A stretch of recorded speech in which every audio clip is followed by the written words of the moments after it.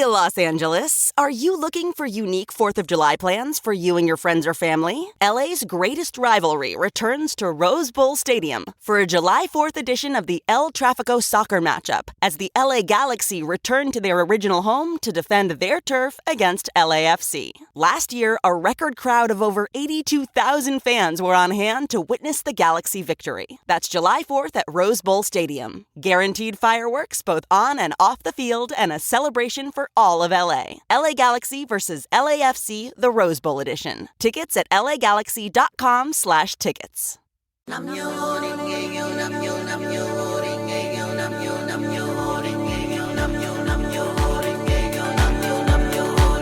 Welcome back to Now. No Opportunity Wasted. I'm your host, Angelica Ross. And my conversation with Keith Boykin, author of Why Does Everything Have to Be About Race, was so amazing last week that we had to break it into 2 episodes. So today we're going to be jumping right back in where we left off. But before we do, I want to start things off with a word from Buddhism Day by Day, Wisdom for Modern Life by Daisaku Ikeda. Today is Friday, May 24th, and the quote says, quote, "The ultimate and most glorious of human relationships is the relationship of spiritual successors. Even animals have relationships of parent and child. There are animals that share partnerships similar to marriage, and even those that enjoy friendships. However, the relationship of mentor and disciple, of spiritual successors, exists only amongst human beings," end quote. And yes, I am very grateful for those who have been spiritual mentors for me, not only by what they shared with me, but also by being able to witness how they grow spiritually has been so invaluable to me. I grew up in a household that was all about do as I say, not as I do. So I didn't really get to see a lot of practicing what you preach. But now I get to experience a spiritual practice that's all about actual proof. Because, honey, if it wasn't working for me, how am I going to possibly inspire anybody else to practice? So, yes, Buddhism has given me an amazing perspective on life. But moreover, it has given me the ability to respond to my life's opportunities and challenges head on. Now, I'm sure that you have seen or heard by now the dragging of Marjorie Taylor Greene after she made comments about Representative Jasmine's lashes that were inappropriate. And then Jasmine went on to make a point and asked the room that if she talked about someone's bleach, blonde, bad built body, would that be engaging in unprofessional behavior? And that part, child, had me on the floor. Especially when one of the white male representatives said, "Oh, what now? Baby, listen, as much as I enjoy a good dragging, I have to agree with some of the other folks who pointed out that we can drag and read and put people in their place without having to resort to body shaming.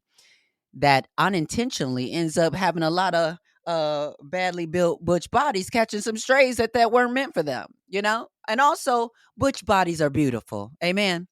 I love them. So Representative Jasmine Crockett, who I'm still a fan of, but listen, I heard that you're moving to trademark the phrase, and I just want to say, please think twice about that. Let's just learn from the moment and move on. Now, the unfortunate part about all of this is folks who can't seem to see anti-Blackness and racially motivated incidents for what they are. So I think it's really important that we jump back into this conversation with Keith Boykin on why does everything have to be about race? Take a listen. Well, before I let you go, we are coming up on election season. I love that you acknowledge that, again, voting isn't the only thing we can do, but it for damn sure is one of the things we should be doing, because for me, it's just a way to be counted. Now, listen, I'm having an issue right now with Biden, and my issue is, listen, I heard a white man on TV. I think he was a former Trump. He wrote a book. I forget his name. He wrote a book, and he's kind of like warning people about, sort of a Trump presidency. And he said that like warning us, literally things could get really, really bad if Trump is in office, but also saying due to his own morality and spiritual, whatever his own code of doing things, that he cannot he cannot violate his own principles to vote for Joe Biden. And what I realized in that moment is that really is another privilege that is kind of only afforded to white people, where they can say that and feel that without there being any real repercussion on their lives. Because do you know that I'm standing in a place where I'm saying I don't want to violate my conscience. I don't want to violate what I feel is a non-negotiable. I have very real issue with this our president in this thing, and I'm about accountability and conversation. So I'm not saying it's all over, but we gonna talk about this all the way to the ballot box. And then when we get to the ballot box, I'm gonna be honest, y'all, people. I talk a lot of stuff, but I'm gonna be honest. As I feel right now, I'm gonna be having these tough conversations and asking the real questions. But if, because I don't know what's going to happen between now and the ballot. I'm praying that they swap that man out. I'm praying that, a bunch of things happen. I'm praying that Trump goes to jail for any of the 91 charges or whatever that he's up against. I'm praying something different. But if we end up November, whatever that Tuesday is, and we've got Joe Biden and Trump as a rematch, which we will. I'm just telling y'all, I love to stand on business. I love to stand on what I know and what I feel, but I don't feel I have the privilege to do so. And so again, I'm telling you, I'm fighting with you. I'm trying to ask the questions. I'm trying to do the things too. But at the end of the day, when it comes to voting, I know I don't have the same privilege to sit well with my feelings as that white man that was talking on TV. Well, I think you said something really important here, which is that accountability is a key part of our citizen duty. That we can't just vote every 4 years and think we've done our duty. The other part of it is you have to hold our leaders accountable, whether you vote for them or not. And sometimes even more important that you do it when you do vote for them, because they're more likely to listen to you. But you don't just vote for somebody and say, well, he's on my team, so I'm never going to complain or criticize him. No, I voted for Barack Obama in both of his elections. I didn't agree with him on several issues, and I publicly said that. He didn't support gay marriage when he first came in office. I disagreed with him on that. He supported this whole thing about the drone policy that he was using drones, and I didn't support him on that. And I said publicly I disagree with that. I voted for Bill Clinton twice, and I didn't agree with him on a lot of issues. The crime bill, the welfare reform bill. He signed the Defense of Marriage Act, which set us back a decade.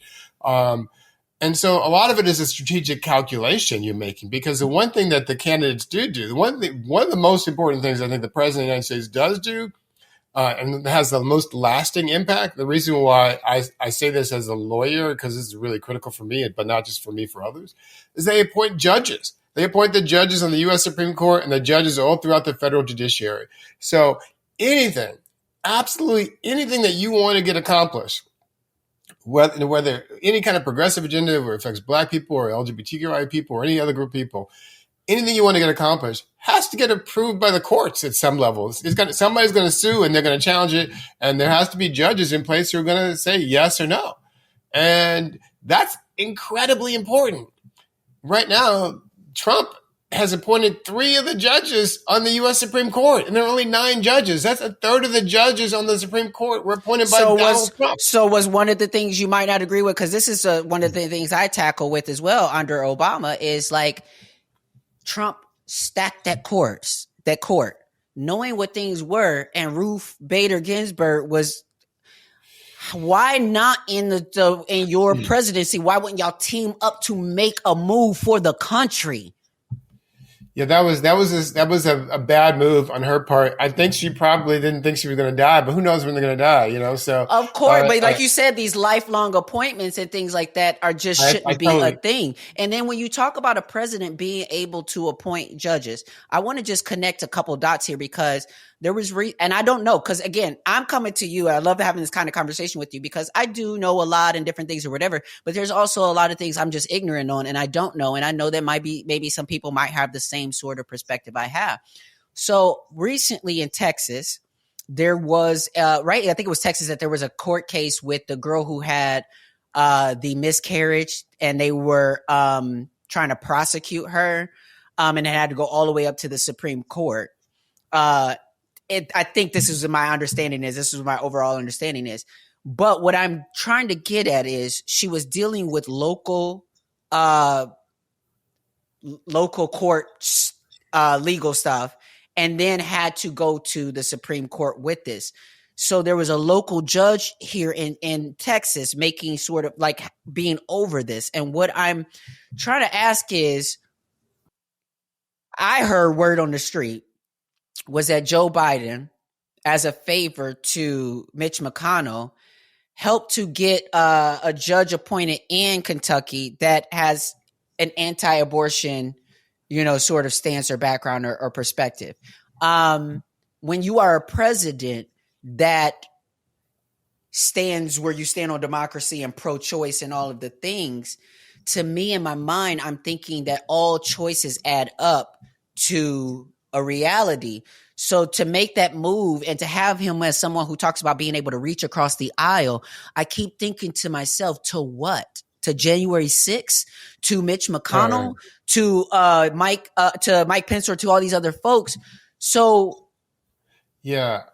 How do we, when you talk about, because again, Barack Obama had that position to be able to affect the courts, and now we have a situation where we're talking about how things locally happen, but the president's have an effect on it. Everybody's so scared.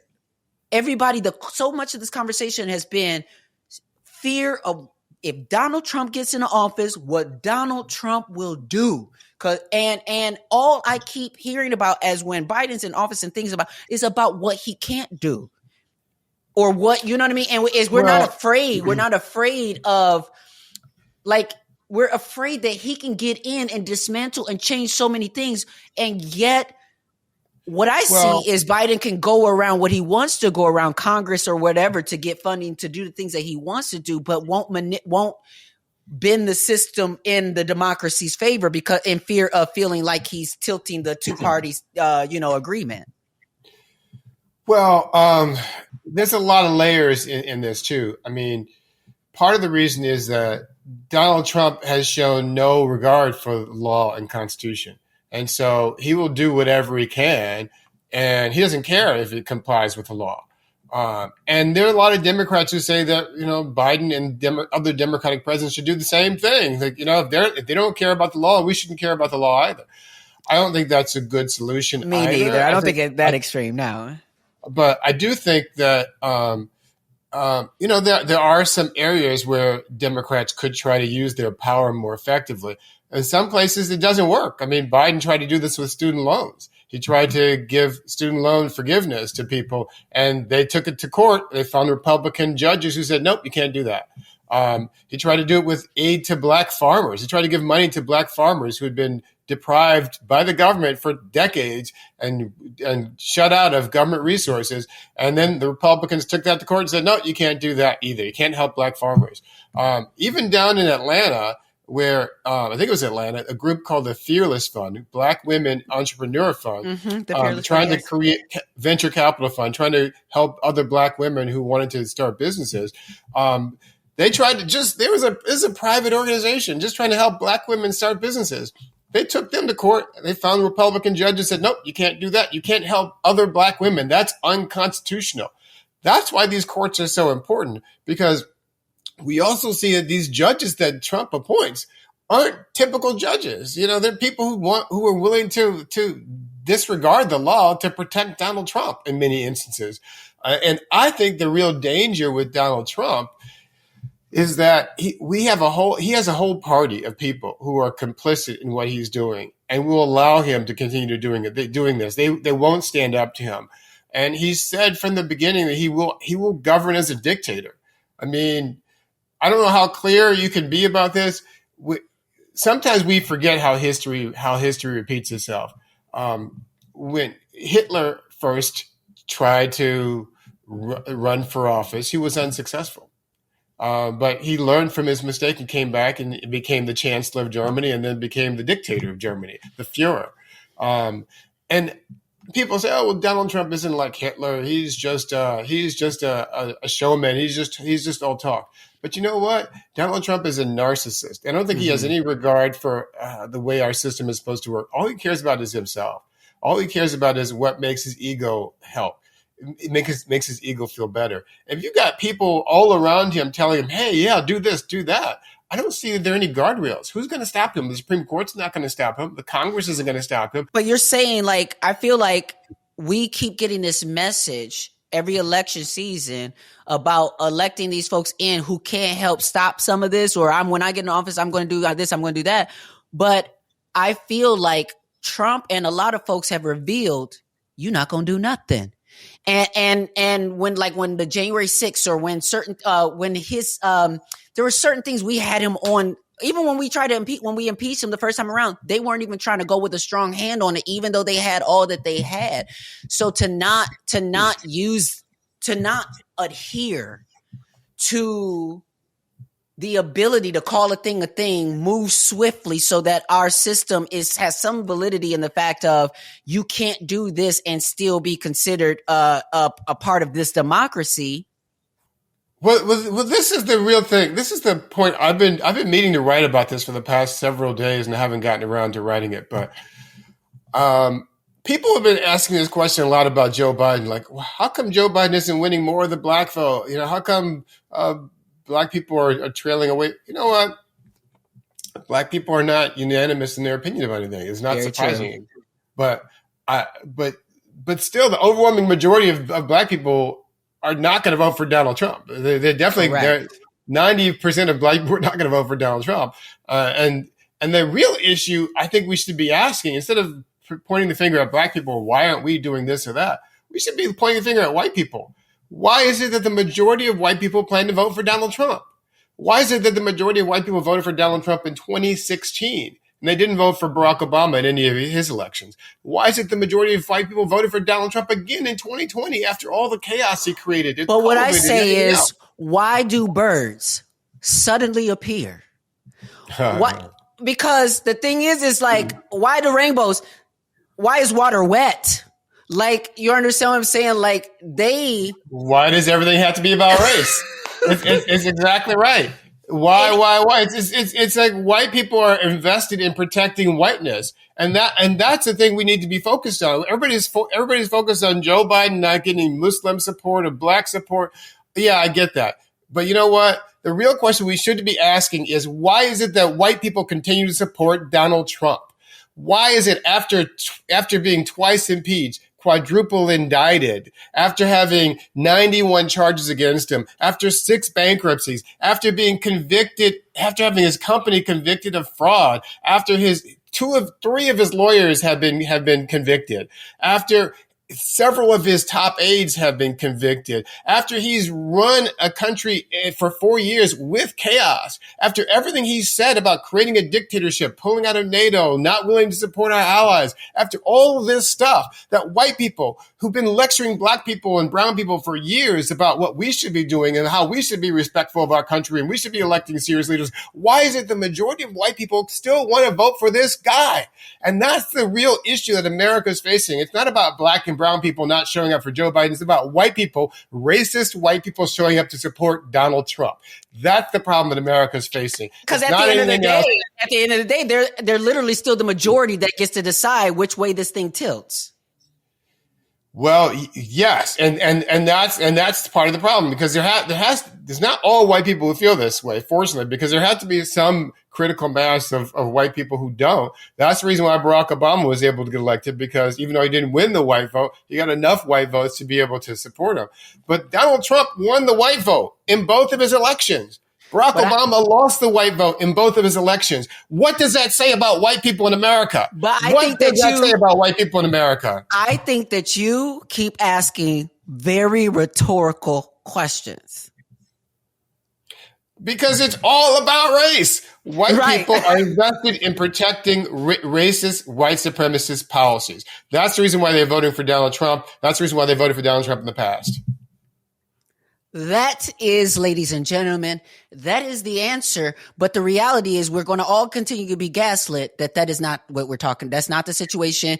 So when we talk about voting, it's always protected in this thing of a civil duty that we don't talk about because it's my right to vote. And I vote personally and you don't have to discuss it and blah, blah, blah. Meanwhile, you're living next door to a Trump supporter and don't even know it.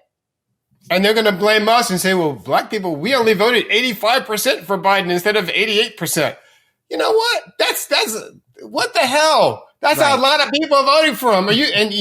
But they're not pointing the finger at white people who are voting overwhelmingly for Donald Trump. That is some twisted logic to make us to blame. We are the ones that have to rescue the country from white people who are ruining the country by supporting Donald Trump. And that's what I'm saying is like the questions. The question, I agree. And the questions that you're asking, and the mirror, I believe that needs to be held up to white society here in America and abroad. And those who have adopted a colonizing mindset. But I feel like the very real situation is this, that the white supremacy and the culture of that has created an experience where the ongoings of legality, policy, whether it's Donald Trump in office or Biden, really ain't gonna rock my boat one way or another. I think it's reflective, and it's weird, but I think it's reflective of both one, the non-voter who says, whether Donald Trump is in office or whether Biden's in office, my life around these parts is still looking the same. It's not changing for me on this level. Then you have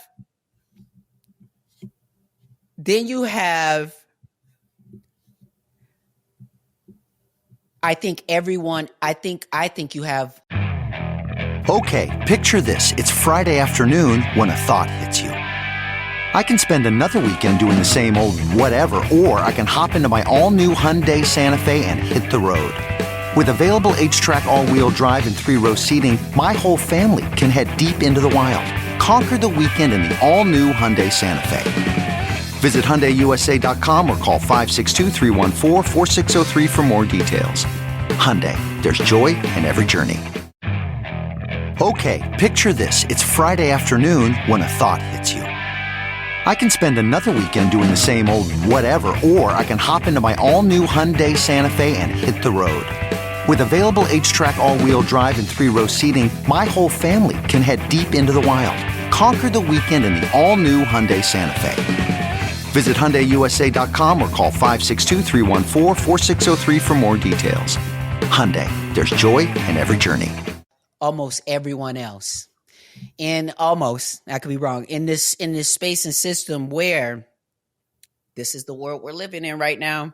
This is what's going on. These are the politics, but I still got to get mines and pay these bills and do, whatever I got to do necessary. So I'm wondering if that mindset could expand to us creating our own systems that not affected, but it sounds like when we do, like the Fearless Fund, we're met with the oppression again. So how do we dismantle systems, create systems while still serving and protecting each other? Yeah, I got this question. I was in Boston last week and I did a book setting, and somebody said something very similar to what you just said. What if we create our own institutions and go around them? And the truth is, they're making that illegal too. Like you just said about the Fearless Fund, they're making it. They have appointed judges. This is not something new. They've been working on this for 50 years, right? Just like they did on abortion. They didn't start an abortion 2 years ago, or when Donald Trump was elected 4 years ago, whatever. They've been working on it. They started this thing in the 1970s. Mm-hmm. They started going against affirmative action in the 1970s. They've been orchestrating all these things for a long time. All these things were happening now: attacking DEI, attacking affirmative action, attacking Claudine Gay, taking out Roe versus Wade, taking away voting rights. This has been part of their plan all along. Mm-hmm. It's just but you know how they executed it? They voted. They didn't win every election, but they kept voting and voting and voting, and they finally got enough people in place where they got the judges that they wanted, and they got the policymakers they wanted to be able to affect their agenda.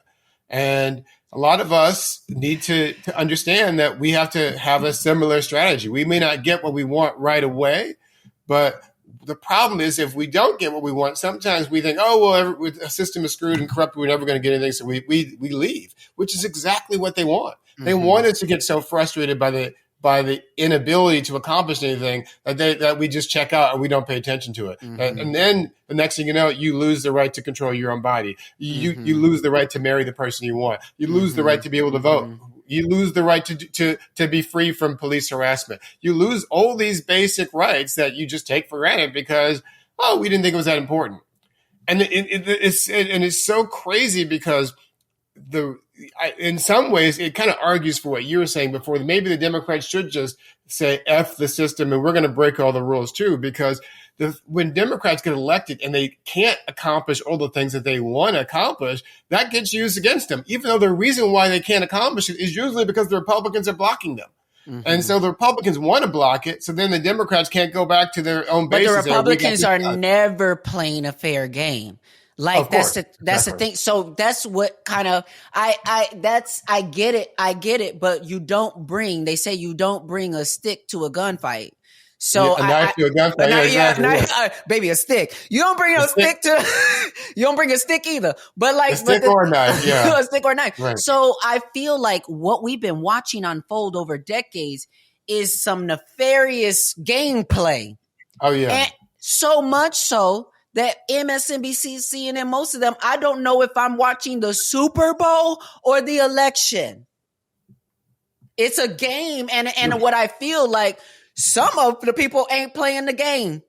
They not at least for what the opponent on the thing is. They bring in magic and crystals. Well, that's the reason why I was very disappointed when Barack Obama in his last year in office nominated a Supreme Court Justice Merrick Garland, and they didn't even let him have a hearing. They wouldn't even allow him to have a hearing because they said it was too close to an election.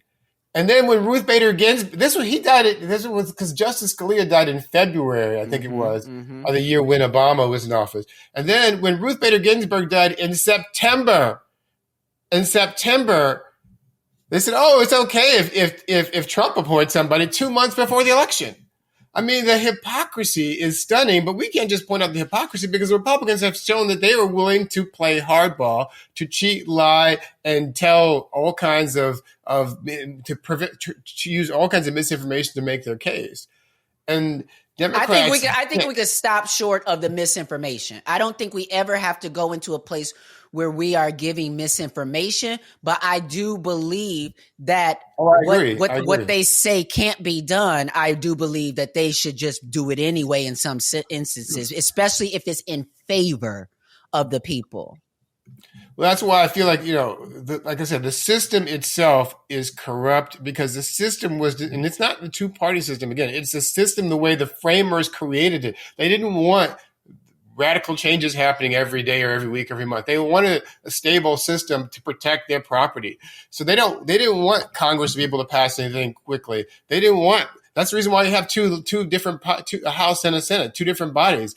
I don't think we need all this. I prefer we have a parliamentary system where whoever is the prime minister, or what we can call the president, see if we want, is the person who's also in charge of the legislature. So you don't have to get approval from Congress. If you elect a president, whether it's Kamala Harris, Joe Biden, Donald Trump, or whoever it is, if you elect a president, that president is able to accomplish his or their agenda simply by virtue of the fact that they control the government. We can't do that in this country. We can't do that. if you elect a president, I mean that's the way it works in the UK and many other countries. Here, if you elect a president, that president still has to figure out how to get it through Congress and get everything else done. And right, he can't fully do his job. Right. That has to, something has to be done there, in which if we elect someone and we want them to be, we think and want them to be able to do certain things, then we have to make it possible. But it's difficult when you have characters like Donald Trump,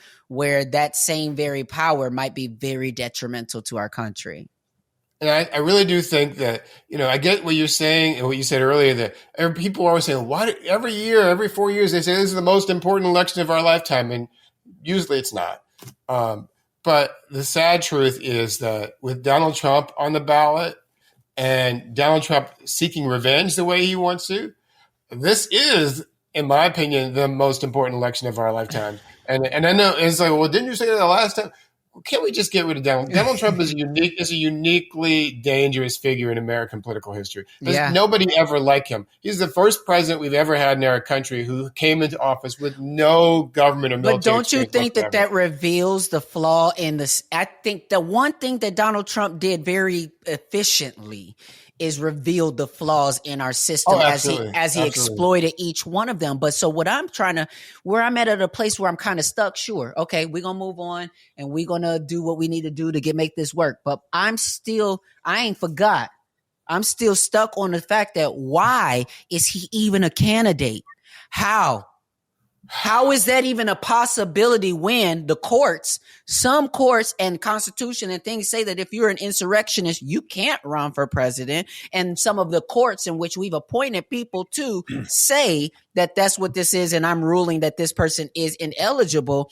But not just, it's like there's so many different, it's like one of those monsters on a video game that you have to do so many big hits in order to take the monster down. How is it we got this 91 charges, we got all these different things, and he's still here in the election? How? What does that mean about our election? Did you ever play Whack-A-Mole? Yeah. Remember that game? Yeah. Where the little chipmunk comes up, you had to hit the chipmunk with the mallet, and there's another one comes up over there. That's the way it is with Donald Trump. I mean, I feel like his evil genius is that for most people, you have one scandal and it covers everything. They can't move past that because it just becomes their whole identity. But for Donald Trump, he has 1,000 scandals. So you can't focus on this scandal because you're focused on that scandal. And you're on that one. Then he shows up another scandal. And it becomes mind numbing because there's so many scandals. And I don't want to go back to that. And I think it's going to get even worse in the future if there is a future Trump administration, because I think he's going to be even more unhinged. He knows that he can try to get away with anything he can.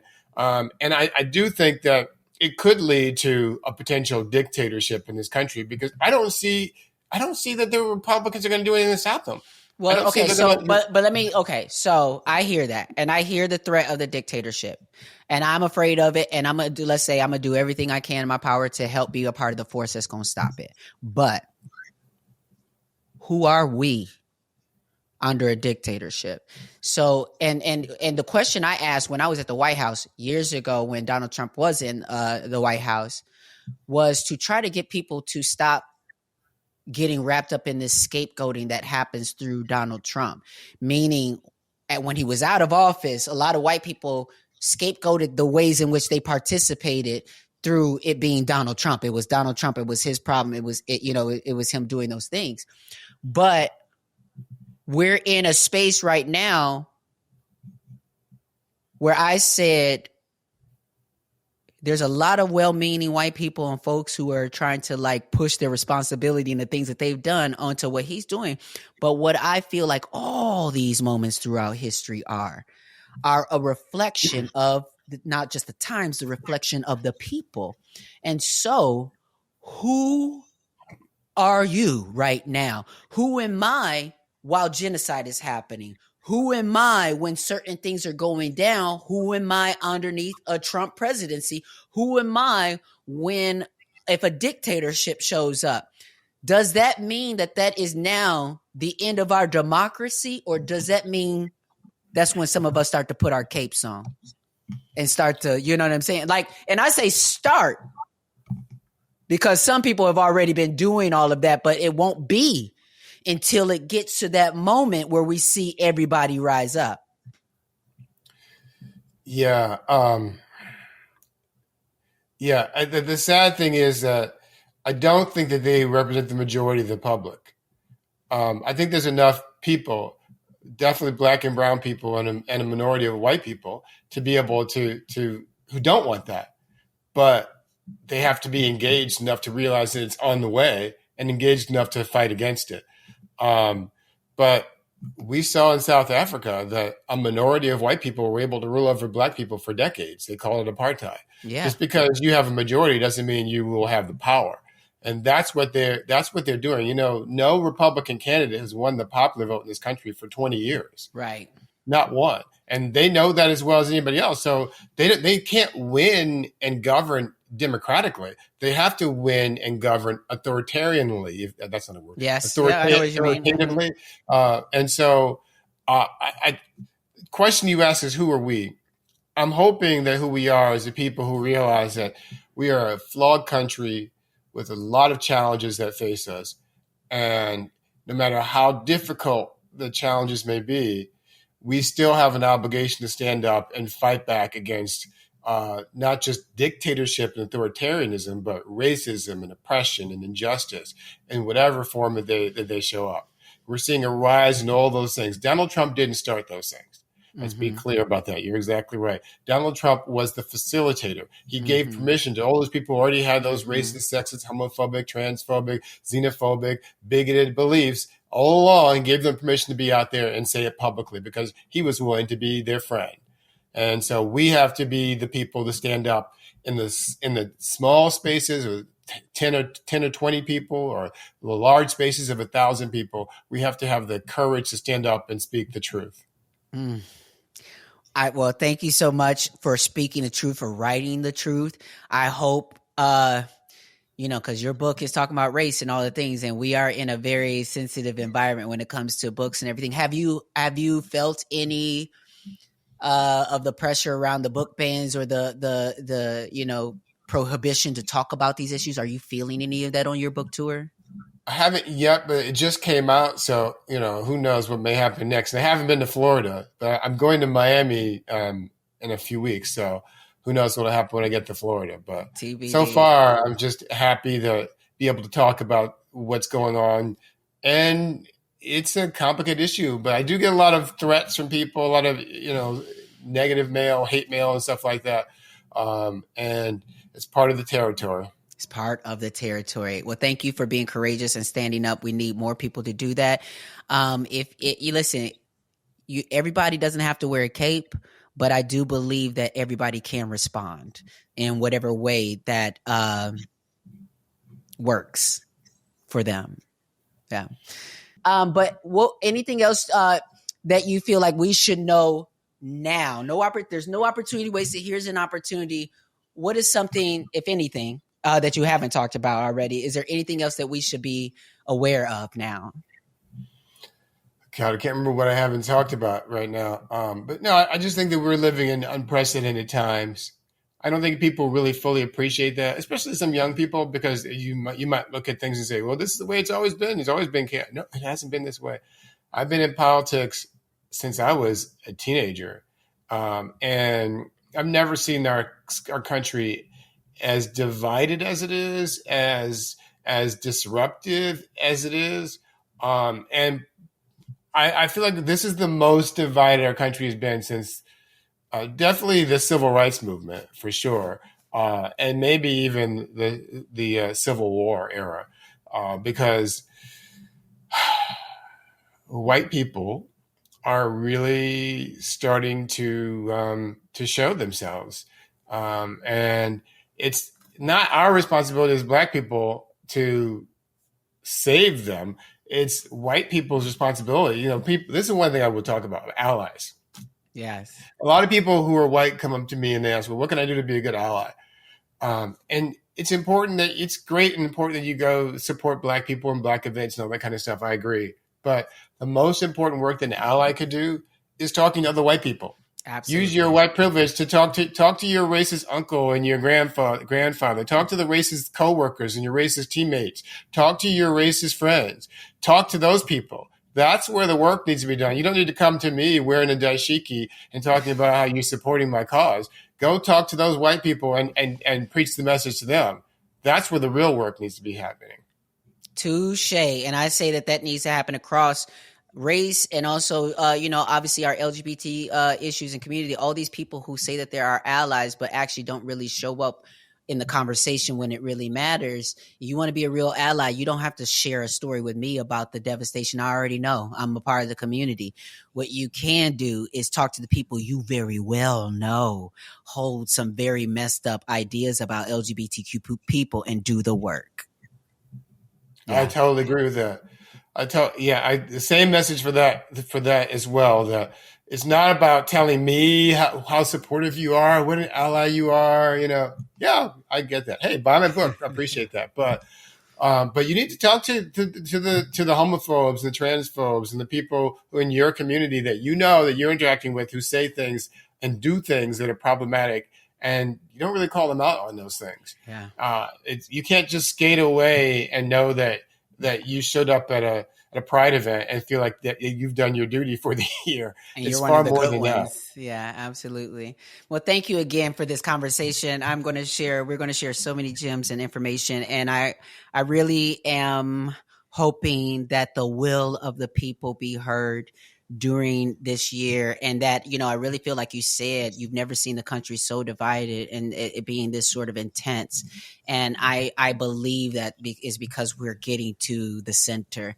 I think we're getting towards the core of a lot of stuff that people have for whatever reasons, have hidden their true feelings about how they feel about things and people and political things. Now that the dirt is coming up out of the carpet, it's nasty, it's ugly, it's scary. But if we face it head on, I think that we can handle this, especially with people like you out there making things clear for folks and giving us a little bit of a lighthouse of how we go. Because listen, I'm radical, and I know that some of the things that I say can really shake people up, but I really appreciate this conversation because it's got me to a place to still feel great about where I'm standing on my questions and on my things, but to still understand fully my responsibility in voting. So I really appreciate that.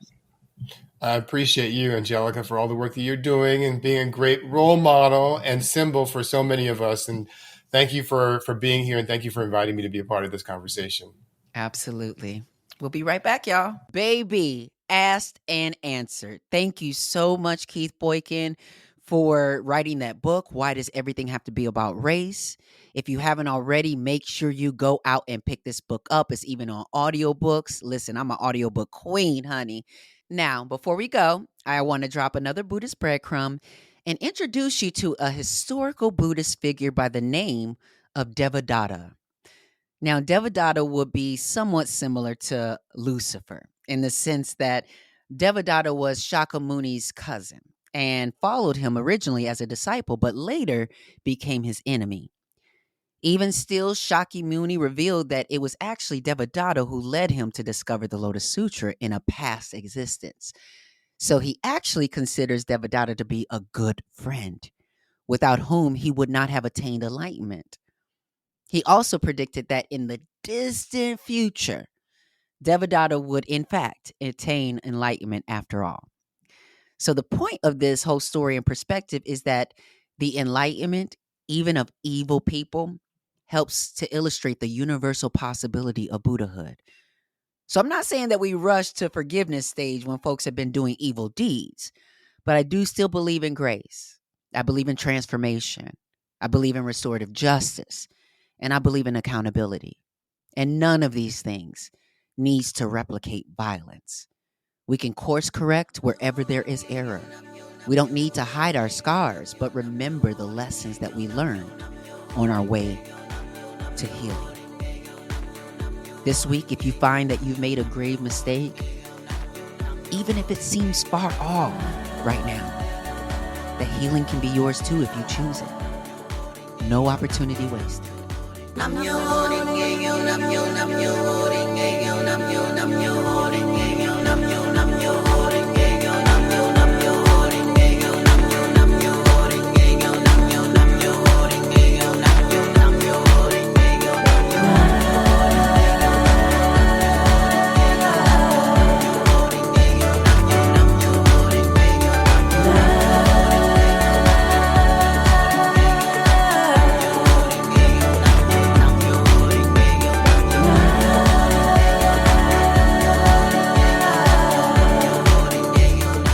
Calling all coffee drinkers. If you've been trying to enhance your daily coffee routine, then Quest has got your back with their brand new iced coffees. Now available in 2 delightfully delicious flavors that'll be sure to add an extra pep in your step. Vanilla latte and mocha latte. Quest has been on a mission to help fuel you with protein-forward foods you'll love. Each bottle of Quest iced coffee is packed with 200 milligrams of caffeine, the same amount as 2 cups of regular coffee, plus 10 grams of protein per serving to help you supercharge your day. And did I mention that they only contain 1 gram of sugar? It might just be time to cheat on your iced coffee with iced coffee. Find Quest iced coffees on Amazon.com/Quest Nutrition. That's Amazon.com/Quest Nutrition.